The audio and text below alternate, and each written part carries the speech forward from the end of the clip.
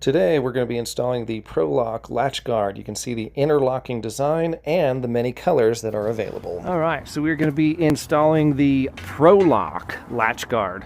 And this is an interlocking latch guard to where this piece actually interlocks like that with this piece. So it prevents prying, but another thing that it prevents is a lot of airflow. If we take a look inside here, you can see we've got a fairly large gap in between these doors. I can stick my finger in between that gap, and that is not a good thing to do. We've got a lot of the weather stripping worn out. We could help it out with that, but even then, you're still seeing a lot of gap between those doors. So that's going to prevent all of that. Also, if you look, you can see that there has been prying attempts. There was an attempted break-in, and that's really why we're here. If you look right there, you can literally see where somebody came in and they tried to pry this open. I don't know if they were successful or not. But the main point is that is what is happening with this door. Now we have two doors here, and the first thing that we need to really recognize is that this side has a continuous hinge on it. So that is going to help support the added weight that this steel is going to add to the farthest side of the door. If we only had pivot hinges on the main leaf, we would want to switch that over to a continuous hinge anyway. So luckily we have the continuous hinge in place. We have a healthy opening to do this on. This is going to be the stationary door, and this is the only time where this is applicable on a double door system. One of those doors is going to have to remain stationary, and you're going to have to identify the main operating leaf or the main operating door, which is going to be this side. So in that case, we're going to put this piece on this side like so. It's going to cover that side up, and then this piece is going to go on this side. So it's going to cover the gap. It's going to create an interlocking system so that we can't get pry bars and whatnot in there, and it's going to solve all of these problems.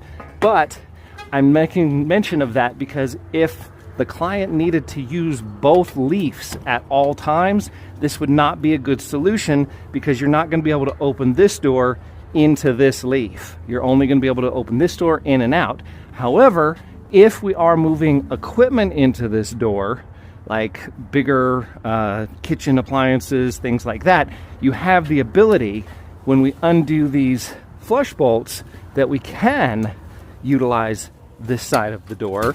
It's just not going to be the normal. So you have to verify that with your customer first. Okay, so with that, we'll go ahead and get started. We're going to pull all the hardware off the door, and then we'll go from there. Alrighty, so we're going to go ahead and start stripping the hardware off of the door. That is one thing that just can't be avoided. You do have to take all of the hardware off of the door, and we're going to have to remount everything and re-drill some holes. There's no way to really pre-drill any of the holes on this hardware because the mounting is different on every door. So just simply taking the cylinders out, removing the faceplate on the side, loosening up the set screw, and then you're going to need to take the entire locking assembly out. If there's vertical linkage, that's going to cause some additional problems, and this might not be the best solution for something with vertical linkage in it anyways, because you're going to have to put through bolts through the door. So that's something to think about as well. We're going to go ahead and mount the angle iron side on the neutral leaf side that's going to stay seated. I've got a circular saw, and I'm actually going to cut this because just the way that the door is set up and the limited amount of room that we have, we could have possibly left the whole thing on there, but it just would have been too tight to have the handle interfering with the way that everything comes together. So there's a steel demon blade on that circular saw that just goes ahead and cuts right through that steel like butter. We'll take any decals or anything off the door that needs to be taken off so that we can cover everything up. And then I'm going to take the handle off of the other side as well. You'll notice that we're actually moving the handle locations over. Both of the handle locations are going to get moved over, and I'm simply using a 1/4x20 tap to take the holes and just move them over slightly to fit the piece of angle in place so that we can have maximum protection and get everything mounted right where it needs to be. Now you want to make sure that when you cut any of the pieces, you want to make sure that there's no burrs or any sharp edges. You want to make sure that all of that is filed or ground down so that there's no sharp edges. You don't want anybody to get snagged or caught or hurt on the items that you're installing. So customer safety and customer awareness or public safety is going to always be a top concern. Now I'm going to be pre-drilling some holes in that angle iron side. There are a few different ways to mount this. You can use the supplied rivets that come with the PRO-LOK latch guard device, or I prefer to use a self-tapping screw, and then I will then drill out that self-tapping screw so that it can't be removed later. I just prefer that method. Either one is going to work just fine. The point is that you want to have a mounting screw or a mounting device that isn't easily undone. It's going to require a drill or some kind of destructive method to go ahead and take off or remove. Now that we've got the 1/4x20 hole re-tapped and re-drilled and the pull handle location moved over to create enough room for the overlap of the latch guard, we're going to remount that handle and put it back in place. I've got a little crescent wrench that works perfect for this particular job. And then we're going to go ahead and make sure that we run a 1/4x20 screw down through the other original hole, because that actually holds the pull bar from the inside. So that bar that people use to push to exit, they're going to need to have that securely mounted, and so we'll need to make sure that there's a screw in place for there. Now that we've got the rest of the assembly in place, we're going to go ahead and do a dry fit and make sure we see where that angle iron needs to go. So we're setting a dry fit, and then we're going to go ahead and mark out where those holes are so that we can so that we can actually permanently mount the angle pieces in place. Now what I'm doing here is I'm utilizing the foam, the styrofoam that actually comes with the latch guard. And I fold it over and I fold it over and I fold it over again until it creates a sandwich. And what that does is it allows you to put the latch guard over the piece of angle, and it centers it for you. So that way there's equal space on either side. That is a very crucial part of this installation, an extremely crucial part. If it is not centered, you will cause yourself a world of headache and a world of pain, and you do not want to do that. You want to make sure that everything is nice and centered and everything is working very, very smoothly. You can see right there where we had a little bit of an issue where that angle iron was just a little bit too far over, and it was causing interference with the door. So we went ahead and made those adjustments now before we through bolt everything and permanently fix everything in place.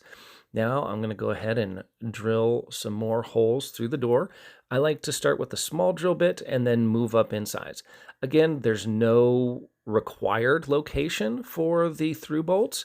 However, you do want to keep in mind that you're not drilling through anything that's in the door. And again, if you do have vertical linkage that goes up and down throughout the door, you might want to consider that when installing this product.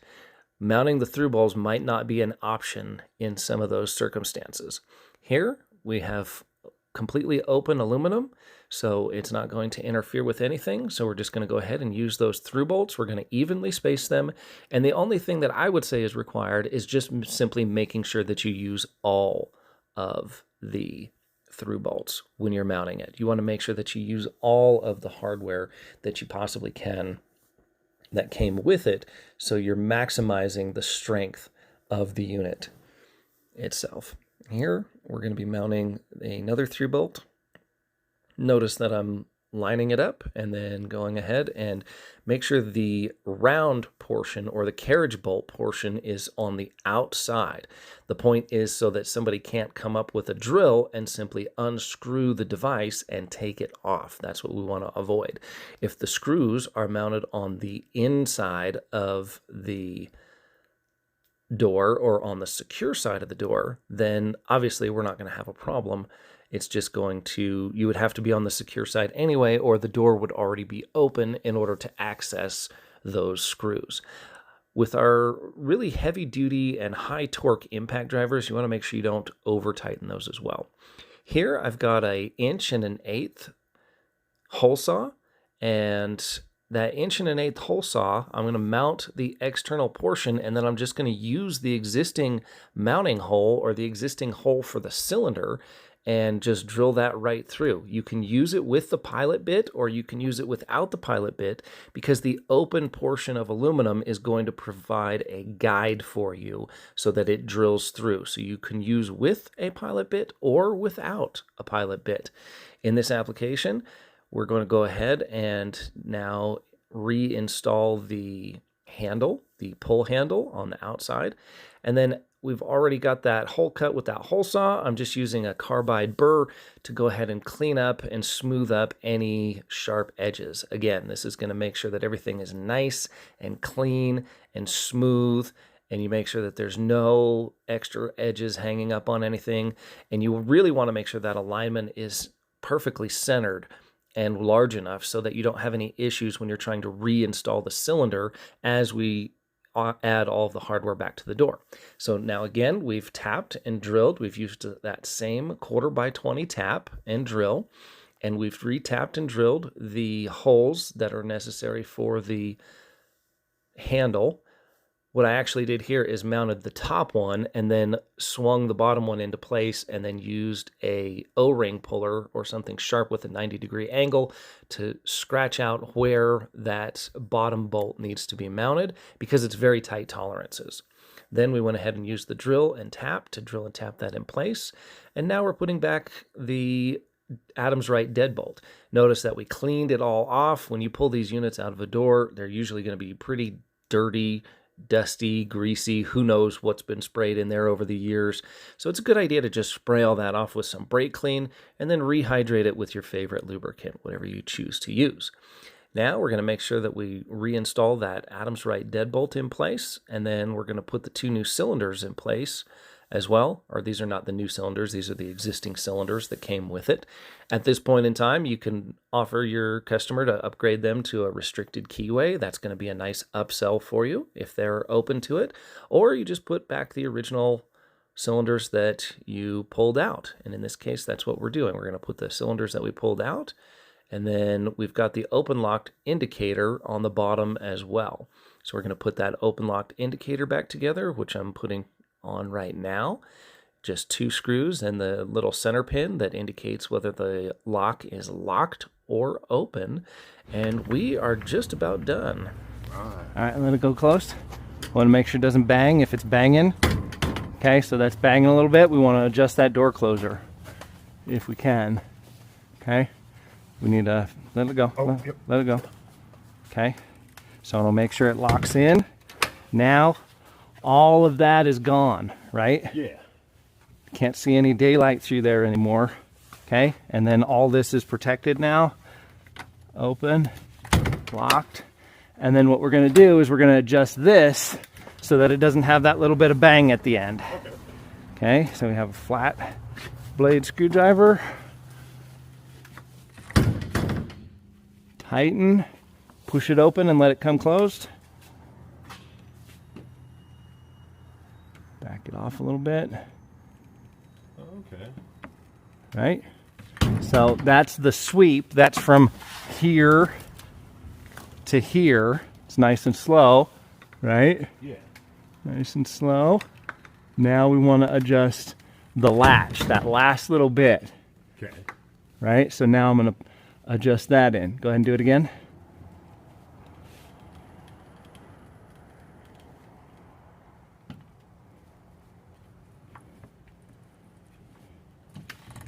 Try it again.